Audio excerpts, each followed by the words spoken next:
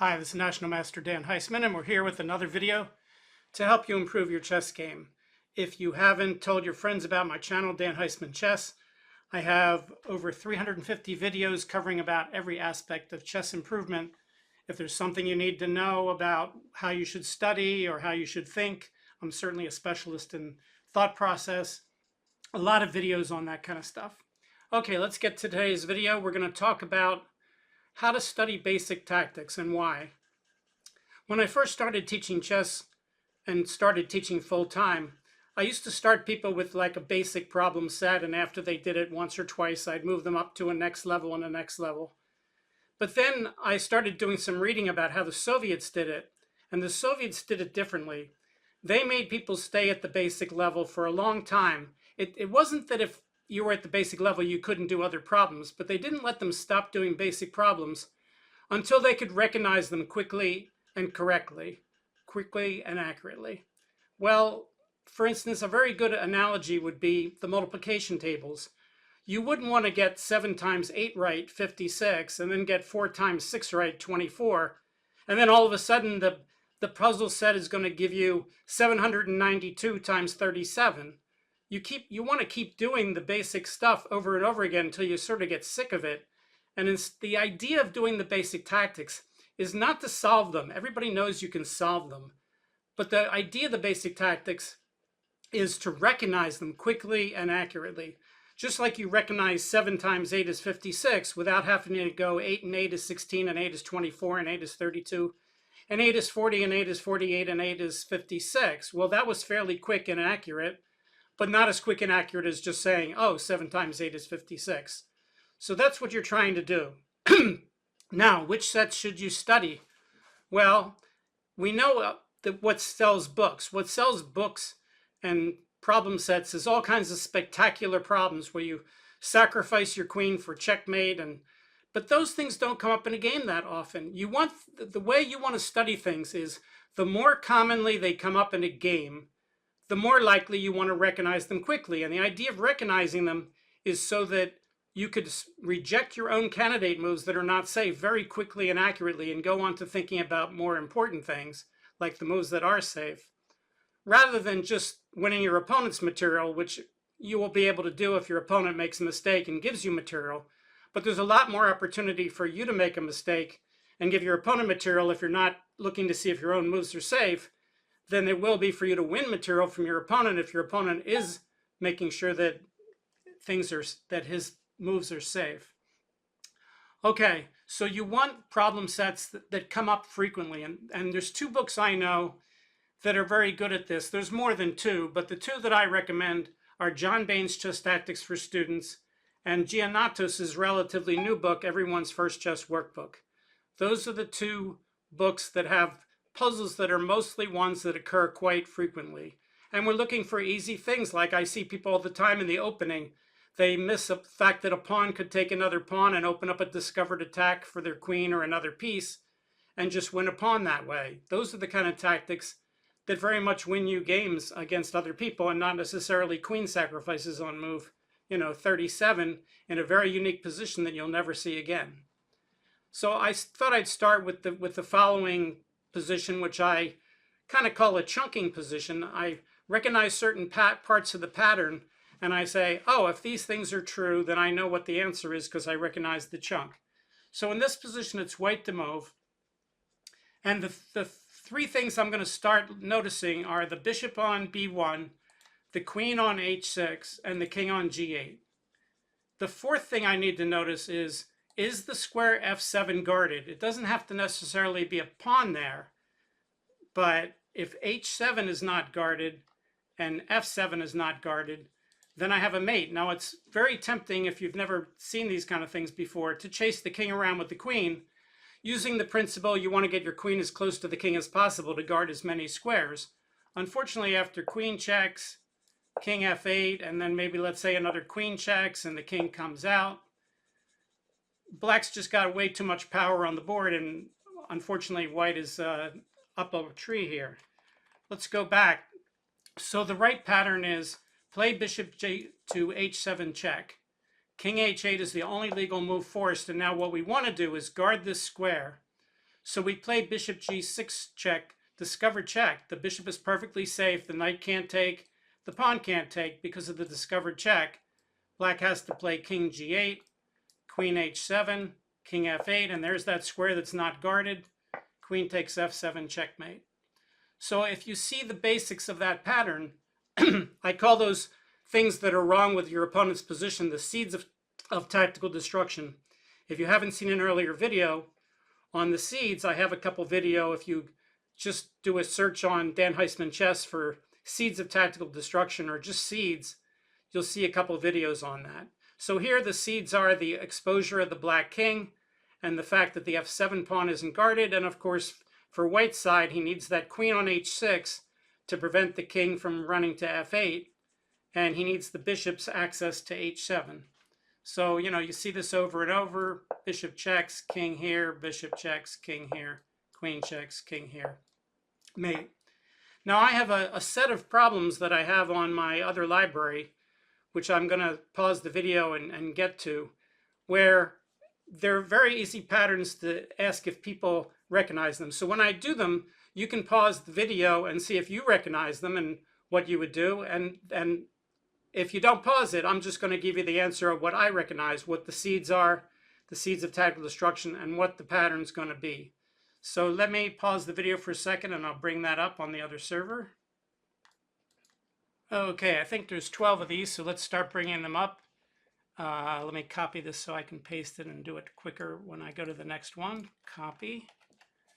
All right, first one. All right, we notice a knight and a king that are both on an open file. The knight is not guarded. What happens if we pin it with a rook or a queen? Usually we want to pin it with a rook, so we can't guard it with a queen. So we play rook e1, and if he can't move the knight, and if he guards it with the queen, I can play d3 and the knight's pinned to the queen. But if he guards it with anything else like f5 or d5, I can still play d3 and win the knight. So that's the answer to the problem. Rook to e1 and the knight is lost. All right, let's do the next one. All right, here, this I recognize is sort of the famous black to play Noah's Ark thing. This is a simplified version of the real Noah's Ark trap. Knight takes, queen takes, it was black's move. c5, queen moves, c4 traps the bishop. So that was black to play. So I recognize the pattern that black can take the knight and then trap the bishop. I'll try to remember to tell you whose move it is in each one of these. All right, so let's paste back in. Okay, this is white to play and win some material. Well, quickly, we'd like to play c4 and make the knight move away so we can take the bishop on f6. Unfortunately, c4 is guarded by the bishop on a2. So if we play c4 with a double attack on the double threat of the bishop, rook takes a2, and pawn takes d5, black can just play bishop takes c4 and get rid of both. So the right idea is to just simply give up the exchange with rook takes d5 and then play rook takes f6. Rook takes d5. He can move the bishop or he could just take back either way. We take with the winning endgame rook and 3 pawns against bishop and 2. Okay. All right, this is white to play, and the question is, can white win a piece? And I recognize this pattern and I say the answer is no. The reason the answer is no is because black has the opportunity to attack the pin piece. So for instance, if you try to play d5 and win the knight, black can play a6. If white keeps the pressure on, black can play b5 and alleviate the pin, and if white saves the bishop, black will save the knight. If white takes the knight, black will take the bishop. If we go back, if the bishop takes the knight right away, after a6, bishop takes, pawn takes, pawn takes, white's winning a pawn, but this pawn on c6 is very weak. Later on, if black castles and plays something like queen to e8 hitting the pawn, it'll be relatively difficult for white to hold on to it, but he can win a pawn that way. In fact, if we go back to the original position, the e5 pawn is attacked twice with the knight and the d pawn, but it's only guarded once with the d pawn because the knight is pinned. So we might be able to win the e pawn, win a pawn, but the question for this puzzle was white to play, can white win a piece? piece meaning not a pawn, but usually when you're talking material, piece means knight or bishop. So can white win the knight with d5? And the answer is no, can't, because of the counterattack with a6. All right.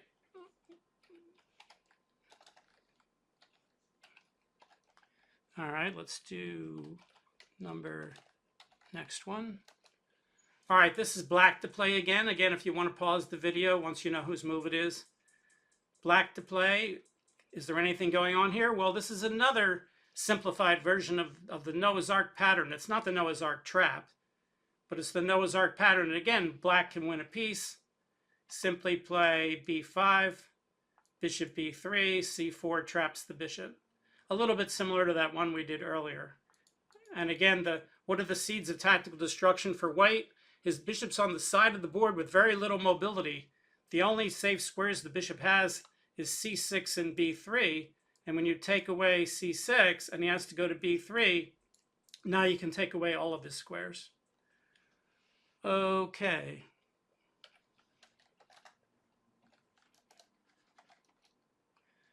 All right, in this position, black has just played rook on g6 to f6. And the question is, what would you play for white? So again, you can pause the video and figure out what the best move is for white. Well, this is a question of criticality. If you get this wrong, you could easily get checkmated on the back rank. If you get it right, you might be able to win his queen. So whenever you see something like this, it's like your opponent's holding up a big sign saying, be careful, be careful, be careful. And you also don't want to believe your opponent. If you're playing stockfish, well, okay, you could probably believe your opponent. But if you're playing a human, they make mistakes. So here, black's telling white, don't take the queen or I'll checkmate you. But if you're white, you should say to yourself, is he really right? Is there any way I could possibly get away with taking that queen? There's a break-even point on this puzzle of rating of about 1400 US CF FIDE. And the answer is, yeah, you can get away with taking the queen. And when it checks, you have two legal moves. You have rook takes f1, which is a terrible move and you will get checkmated. Or you have the other legal move, rook to e1. And in Giannatos' book, Everyone's First Chess Workbook, he calls this idea an X-ray because the two rooks are guarding each other right through the other rook. In my younger days, they called X-ray a synonym for a skewer, but I actually like Giannatos' use of the term X-ray better because it makes more sense that the rooks are guarding each other through the other rook. That makes sense to call that an X-ray. So the right answer, of course, is that white should take the queen because he can get away with it. All right, let's go to the next one. All right, this is black to play. And again, you could pause the video and see what black should do. And this is a very common blunder you see people do. As white, they play bishop g5, trying to put pressure on the knight. And then black plays bishop e7 to break the pin. And then white plays knight d5 to add more pressure. Except it doesn't add more pressure. It actually takes away pressure because black can move with this discovered attack. So what black does is play knight takes d5.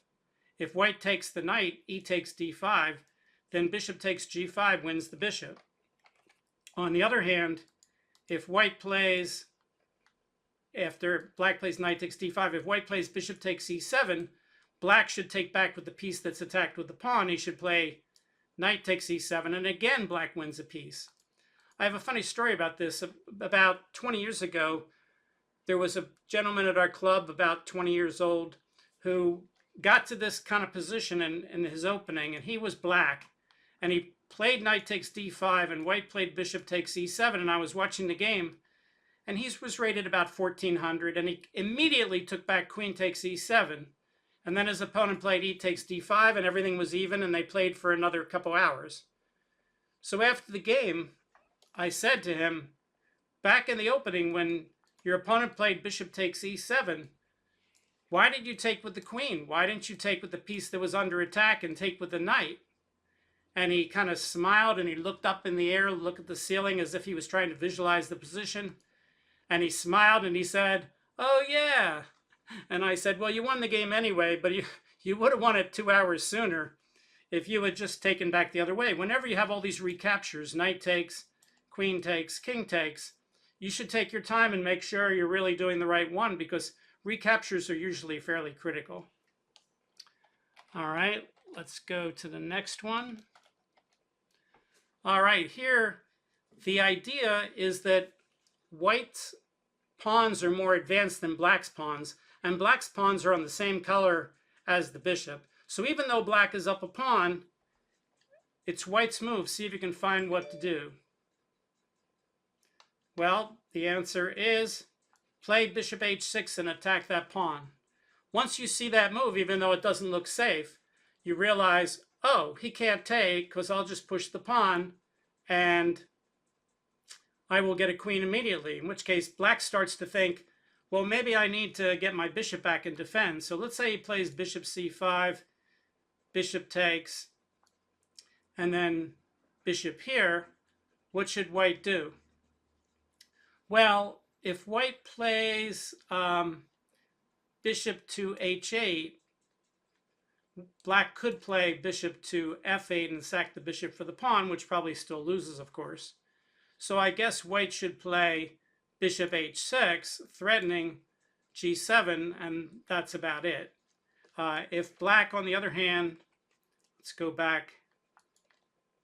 After bishop h6, if black goes after the pawns, tries to get all the pawns, king to d4, bishop takes g7, king takes e4, bishop takes f5, king takes f5, and just in time, white has g7 and he gets a queen, and we'll have a queen against the bishop and two pawns, and we'll win. All right, so let's go to the next one.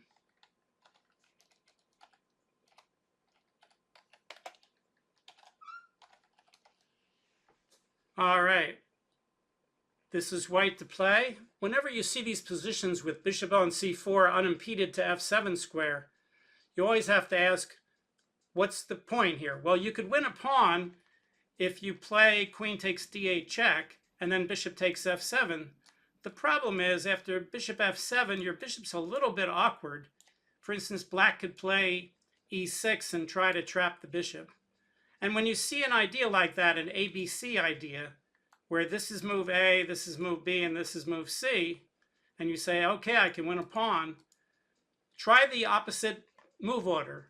Try CBA instead. Take the pawn first, and guess what?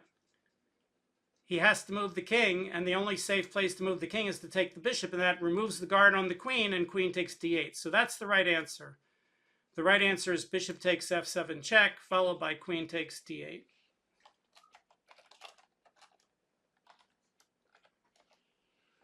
All right. Again, this time it's black to play. What would you do if you were black? If this was a game and you were black and it was your turn, what would you play and why? All right, well, again, if you want to pause it, you can. And the answer is, I see this a lot. Sometimes this mistake is made by people when they play the London. They end up with a position very much like this for white, and black will put his queen on e8 or his rook on e8. And what black will do is simply attack the bishop with a pawn. And you might say, well, okay, but the bishop can always go back to g3. And it doesn't matter whether white takes the pawn or not. Let's say white takes it, black takes. Obviously, white can't take the pawn. It's guarded twice. And it's only attacked twice. So bishop takes e5 would lose a piece. But if he plays bishop g3, then e4 forks the bishop and the knight and wins a piece. So you see this possible tactic a lot, and I see a lot of intermediate players miss this tactic. After the game, I go up to them and I say, did you realize that back on move 11, you could have played e5 and then e4 and won a piece? And they're like, no, show me. So again, you see these patterns over and over again, and one of the themes of this video is you want to study the tactics that occur frequently, because they're the ones that give you the most bang for the buck. If you study the tactics which are spectacular but are unique to the position that you're studying, and there's not going to be hardly anything similar in all your future games, it's very nice and a lot of fun and sells a lot of books. But stuff like this comes up all the time, which is why I like these examples. All right, so let's go to the next one.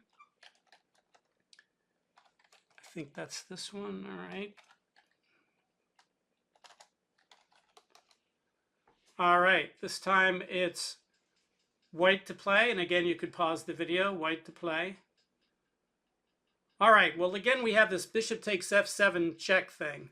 And the question is, when you get to these positions, what's the right move order? Should you play knight takes e5 like in the famous trap, and after bishop takes d1, play bishop takes f7 check, and then knight d5 mate? Well, it doesn't work here. You know, this is not Legal's mate. So that, unfortunately, knight takes e5 doesn't work. But it turns out the opposite direction does. If you play bishop takes f7 check, already black can't castle. If he doesn't take the bishop and he moves the king away, then he lost a pawn and he can't castle. But if he takes the bishop, white should fork the king and the other bishop with knight takes e5 check. And no matter where the king goes, doesn't much matter. We can take the bishop, and white is ending up winning a couple pawns. Now, you could say, well, after knight takes, queen takes, he gets a pawn back. But black can't castle. His king's in the middle of the board. White's going to be able to easily save his rook. And this is just terrible for black. All right, and last but not least, let's do this one. All right, this is black to play. And again, stop the video and see what you would do. Well, we recognize the pattern. The pattern is that there's a piece on g5 that's hanging. When I say hanging, it's guarded, but it's attacked as much as it's guarded, which makes it essentially, one of the things you learn is something that's guarded only as much time as it's attacked is very similar to something that's not guarded at all. So you might think the right move is queen a5 check to attack that bishop again. But that move actually doesn't work very well. Do you have any idea what the right defensive idea here is for black? Oh, sorry, for white. What can white do so he doesn't lose that whole piece on g5? And the answer is he can attract the queen away from the fifth rank.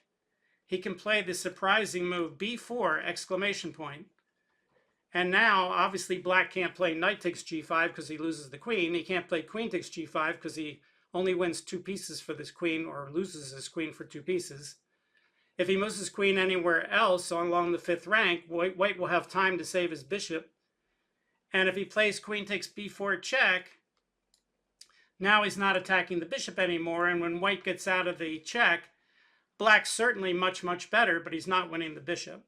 So the right answer is to reverse the move order. Remember earlier I said if you see ABC, check out CBA. Well, here the right answer is first take the bishop, and when he takes back, then check. And now the move b4 doesn't do anything because black can simply play queen takes g5. You see these kind of mistakes with intermediate players all the time where they get anxious and they see the queen check and they throw it out there without really looking around to see what the best move order is. But that's part of becoming a better player, is you want to be able to check that out. All right, so today we talked about basic moves, problem sets, basic books you could buy, basic problem sets you could work on. You want the ones that occur frequently, and you don't want to give up on them just because you can solve them.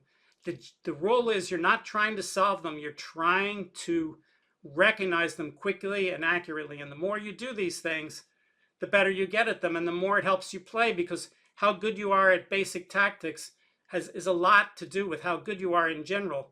If you think you're really good at it because you could get all the problems right in the book and you're 1400, just play a bunch of speed games against someone rated 1900 or 2000. And then after the games, especially if the games are recorded on the computer or something, check and see why you lost the games. And there's probably like a 90-some% chance you lost because the other person recognized basic tactics and safety issues more quickly and accurately than you did.